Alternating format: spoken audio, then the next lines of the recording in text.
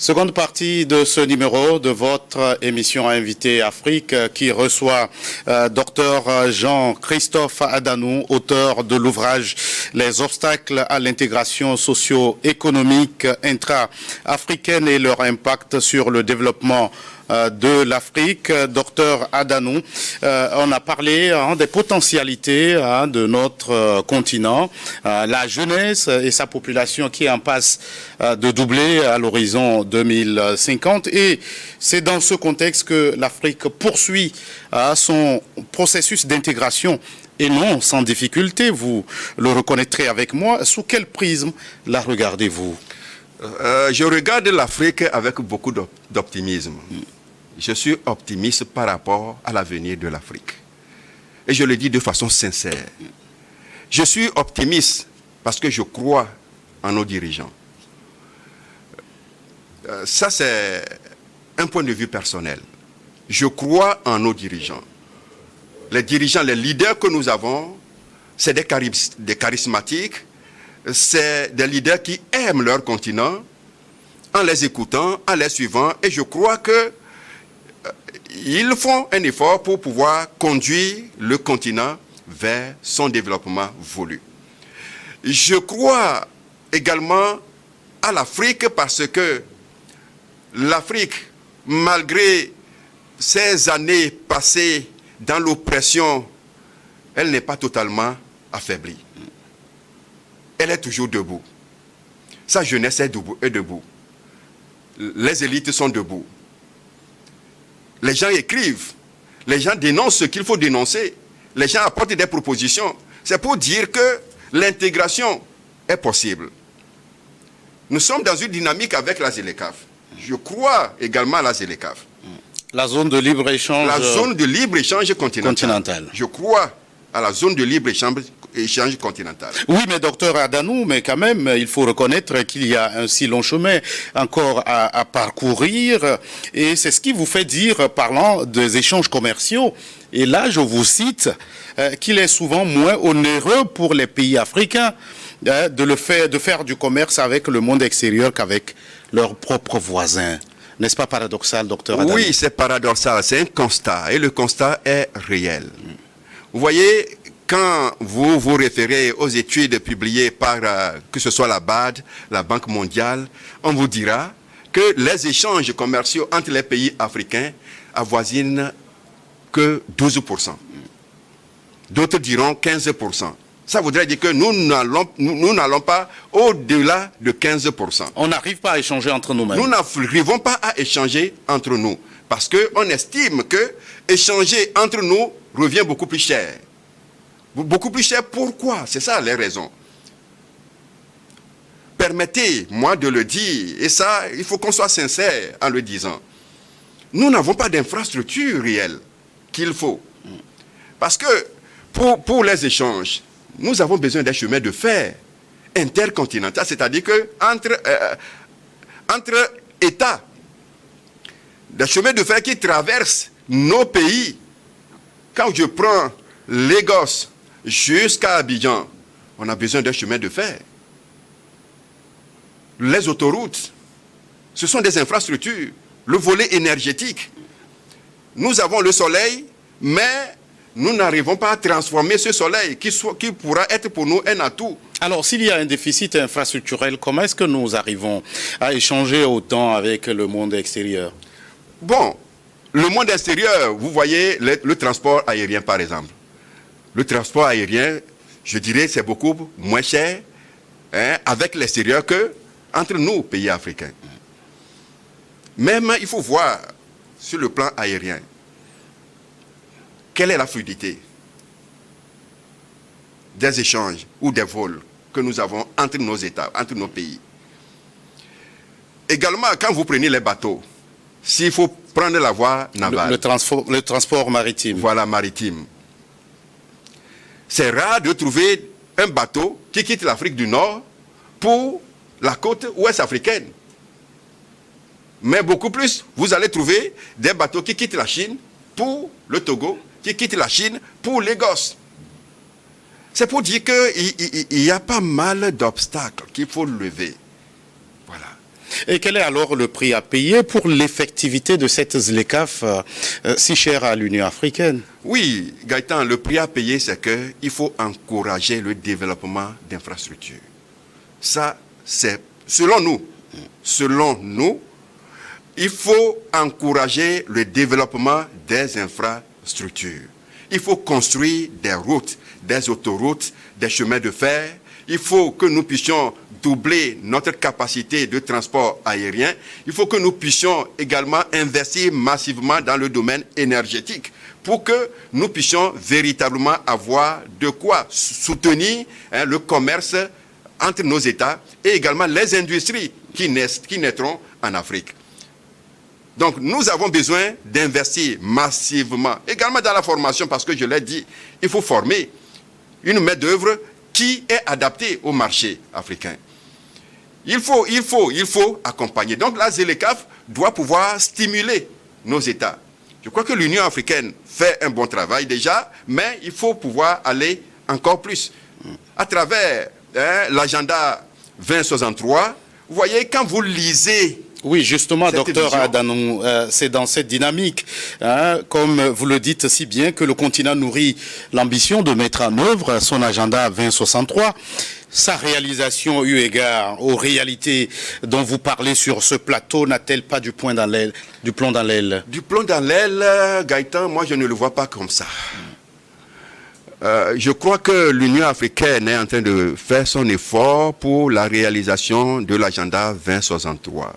Quand bien même il y a plein de difficultés qui jonchent le chemin, notamment la question sécuritaire, qui vient détourner complètement la vision et les objectifs des États, la question sécuritaire. Autrement dit, on n'a pas vu venir tout ce que nous sommes en train de vivre aujourd'hui et que l'attention est totalement tournée vers la sécurité de nos... On est maintenant dans le tout sécuritaire. On est dans le tout sécuritaire. Et c'est important, parce que sans la sécurité, bon, est-ce que nous allons parler de l'intégration? C'est pas possible. Voilà, parce que nos femmes sont enlevées, vous êtes là, et puis un matin, les gens débarquent, ils bombardent, ils tuent tout le monde, ils emportent tout sur leur passage, et les gens vivent permanemment dans la peur. Et donc, quand il y a de l'insécurité, nous ne pouvons pas mener des affaires, nous ne pouvons pas parler d'intégration. Et donc, nos gouvernants, nos dirigeants, ils sont obligés de sécuriser d'abord leur population. Et je crois que, si tu me le permets, il faut davantage aussi des stratégies. C'est vrai, la vision 2063 est là. La mise en œuvre évolue avec les difficultés, les défis que cette mise en œuvre rencontre. Mais je pense qu'il faut davantage travailler pour que ces objectifs soient réalisés. Il faut passer à l'évaluation. Moi, c'est ce que je propose. Il faut passer à l'évaluation mi-parcours déjà de cette vision 2063 pour voir qu'est-ce qui a été fait jusqu'ici, comment ajustons les choses. Docteur Adanou, en parlant des obstacles à l'intégration socio-économique intra-africaine, vous soulignez des facteurs historiques, notamment la colonisation. Alors, en ne minimisant pas l'impact de cette colonisation sur le développement du continent, on peut être permis de dire qu'il y a aussi des parties du monde qui ont été colonisées, mais qui sont aujourd'hui des grandes puissances. Pourquoi pas l'Afrique? Pourquoi pas l'Afrique, malgré que certains pays aient été colonisés? Aujourd'hui, je prends le cas de la Chine, je prends l'Inde. Ces pays sont devenus de grandes puissances économiques et même militaires. Pourquoi pas l'Afrique? Vous savez, ce que l'Afrique vit est profond. Profond dans quel sens? L'Afrique, c'est vrai, nous avons eu l'indépendance, nos pays ont reçu l'indépendance, mais le néocolonialisme est pire que la colonisation, à mon avis. C'est là le piège. Comment se manifeste-t-il aujourd'hui? Comment se manifeste-t-il aujourd'hui? Nous ne sommes pas libres de nos actions. Nos dirigeants ne sont pas libres de leurs actions parce que la pression est toujours permanente. Vous avez vu comment, au niveau du Sahel, vous et moi, nous avons suivi le feuilleton, l'évolution, jusqu'à ce jour. Je crois que, vous voyez, des accords ont été signés il y a des années, au lendemain directement des indépendances. Ces accords n'arrangent pas forcément nos États. Mais est-ce qu'il faut dénoncer ces accords? Dans quelle mesure faut-il les dénoncer? Il faut pouvoir supprimer ces accords. Vous voyez, c'est dans un dilemme total. Bon, je parle en tant que chercheur.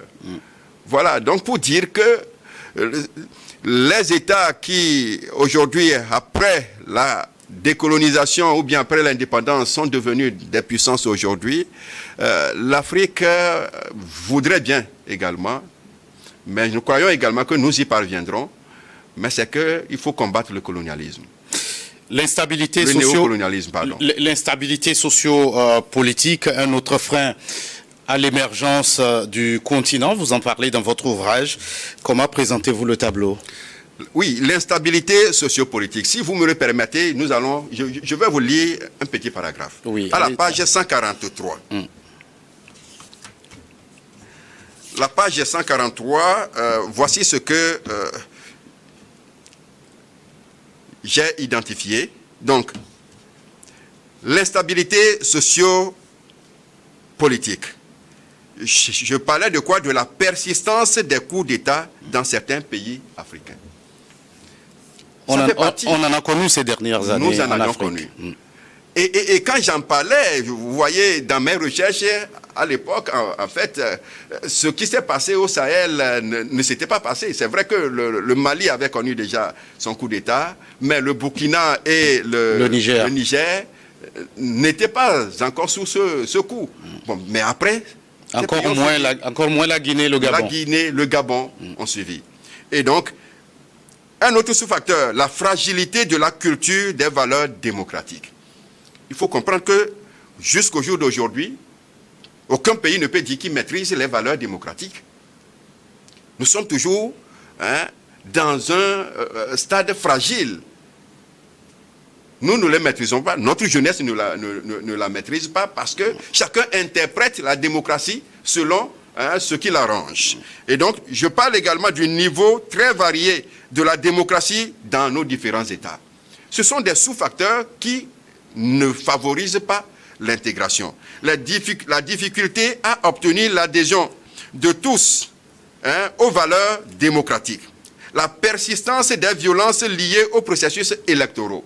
Chaque fois qu'il y a élection, surtout élection présidentielle, vous allez voir que des bagarres vont suivre, des morts le résultat, c'est qu'on aura des morts, la division va s'installer, et celui qui gagne les élections, il va passer pratiquement 4 ans à 5 ans pour régler des problèmes, pour apaiser, et en le faisant, le côté du développement est occulté. Et comment est-ce que nous pouvons nous intégrer dans cette condition? Et donc je dis que quand nous prenons l'instabilité sociopolitique à travers ces différents sous-facteurs, c'est un frein à l'intégration. Alors, et parlant d'autres freins à l'intégration, vous soulignez la multiplicité des organisations sous-régionales. On en connaît sur le continent, en Afrique australe, en Afrique du centre, en Afrique de l'Ouest, avec la CEDEAO, qui est quand même présentée comme un modèle d'intégration. Alors, dans quelle mesure cette multiplicité des organisations internationales est-elle un frein? Oui, nous avons identifié la multiplicité des organisations tout-régionales et même internationales comme étant un frein, dans la mesure où, quand vous voyez, si nous prenons les 8 organisations régionales, sous-régionales, il n'y a vraiment pas de problème parce que l'objectif, c'est que pour aller à l'intégration africaine, il faut passer progressivement à travers ces 8 organisations sous-régionales. Mais à côté de ces 8 organisations sous-régionales, vous allez voir qu'il y a d'autres organisations également, disons, sous-régionales, mais qui ont pratiquement les mêmes objectifs. Et c'est là que nous nous interrogeons. Bon, le Togo, si le Togo est membre de la CEDEAO, mais au même moment, le Togo est membre d'autres organisations sous-régionales. L'UEMOA, par exemple? Voilà. Bon, et puis la CENSAD, par exemple. Quand vous prenez la CENSAD, presque tous ces pays les pays africains, à l'exception de quelques pays, sont membres de la CINSAD. C'est bon, mais quand vous analysez les objectifs sont pratiquement les mêmes. Et nous nous disons, est-ce que ce n'est pas un doublon? Est-ce que ce n'est pas un doublon? Et également, est-ce qu'il y a une coopération réelle entre ces organisations sous-régionales entre elles-mêmes? Est-ce qu'il y a vraiment une coopération? Est-ce qu'il y a un rapprochement? Dans la mesure où on va pouvoir, c'est-à-dire que ce rapprochement ou cette coopération va pouvoir aider à accélérer l'intégration africaine. Est-ce que le multilatéralisme n'est-il pas un facteur encourageant à cette intégration? Oui, le multilatéralisme, c'est un facteur encourageant, mais il faut encore bien l'analyser. Il faut l'analyser. Au plan africain, oui, le multilatéralisme, c'est ce que nous disons quand nous prenons la CEDEAO. Tous ces pays membres de la CEDEAO, si ces pays travaillent réellement pour la vraie intégration, oui, mais regarde ce qui s'est passé avec nos 3 pays frères. Voilà. Vous parlez de l'AES. L'AES. Donc, si l'AES se crée à côté de la CEDEAO, l'AES se crée au sein de l'Union africaine, est-ce que demain, il n'y aura pas encore d'autres organisations qui vont se créer? Et est-ce que ça nous fragilise ou bien ça nous aide à nous intégrer davantage? C'est là la question. À mon avis, nous sommes fragilisés. Docteur Adanou, aujourd'hui, vous l'avez souligné sur ce plateau, la lutte contre le terrorisme s'est invitée comme une priorité des politiques de nos États avec cette interrogation toujours permanente. 60 ans après nos indépendances, sommes-nous capables de relever à nous tout seuls nos défis sécuritaires? Le défi sécuritaire, Gaëtan, ne peut pas être relevé ou bien levé seul. Aucun pays aujourd'hui, quelle que soit sa force, surtout un pays africain, ne peut pas se dire que je suis capable de repousser le terrorisme. Il faut véritablement une coopération. Il faut mutualiser les forces. Et je crois que sur ce plan, il y a un effort. Si je prends les pays de la CEDEAO, par exemple, il y a un effort au niveau des services de la sécurité, des services de renseignement. Il y a une coopération, une forte coopération même entre nos différents pays. Mais au-delà des échanges de renseignements, au-delà de cette coopération, moi je pense, et je l'ai dit dans mon ouvrage, qu'il faut, je crois que ça a été aussi un objectif de l'agenda 2063, il faut avoir une armée africaine. Une armée digne de ce nom. Alors, justement, c'est l'une des recommandations que vous faites. Nous sommes arrivés au terme de cet échange. Alors, quelles sont les principales recommandations, sinon les plus urgentes, que vous souhaiteriez voir réalisées pour parvenir à cette intégration africaine?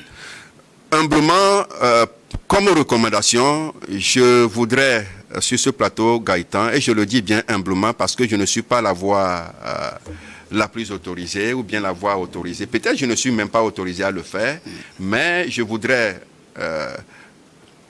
humblement encourager nos dirigeants. Ils font des efforts.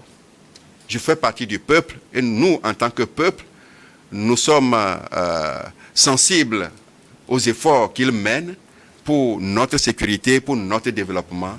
Mais je voudrais humblement les encourager à agir davantage et plus urgemment surtout.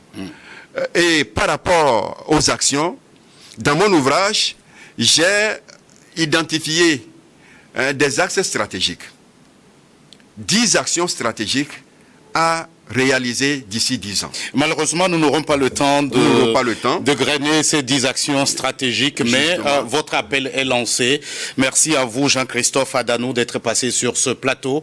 Vous êtes auteur de cet ouvrage, Les obstacles à l'intégration socio-économique intra-africaine et leur impact sur le développement de l'Afrique. Merci aussi à vous qui êtes restés en notre compagnie. À très vite pour un autre numéro de votre émission Invité Afrique.